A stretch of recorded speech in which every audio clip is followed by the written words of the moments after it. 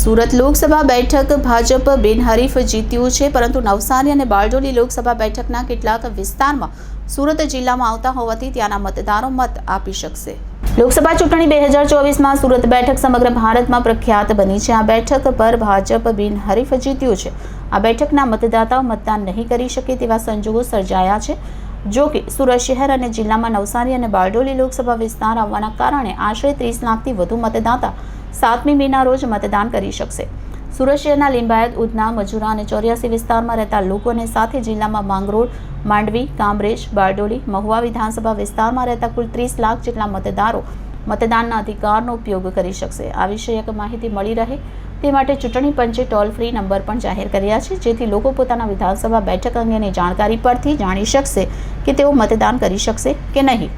સુરતના ચૂંટણી અધિકારી ડોક્ટર સૌરભ પારગીએ જણાવ્યું હતું કે સુરતના મતદારોએ અસમંજસની સ્થિતિમાં છે. તેની પાછળ કારણ છે કે આપણા સુરત શહેરની કુલ 16 વિધાનસભા વિસ્તાર આવેલો છે, જેની અંદર સુરત લોકસભા બેઠક 24 જે બિનહરીફ થઈ છે, તેની અંદર માત્ર 7 જ વિધાનસભા વિસ્તારનો સમાવેશ થાય છે.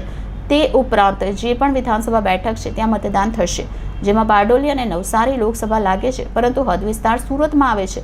બારડોલી લોકસભા બેઠકમાં સુરત જિલ્લાનો વિસ્તાર આવે છે. આવી જ રીતે નવસારી લોકસભા વિસ્તાર છે, તેની અંદર સુરતના લિંબાયત, ઉધના, 84, મજુરા વિધાનસભા બેઠકના મતદારો મતદાન કરી શકે છે. આપણે સુરતવાળી જે કે છે એનો આખું અહેવાલ છે આપણે ઇલેક્શન કમિશનમાં કરી દીધું છે, એટલે આજની જે પ્રેસ કોન્ફરન્સ છે એ આપણે બારડોલી અને નવસારી પૂરતું મર્યાદિત રાખીએ. ફર્સ્ટ ટાઈમ વોટરની આપણી જાણકારી આપી છે, અને જે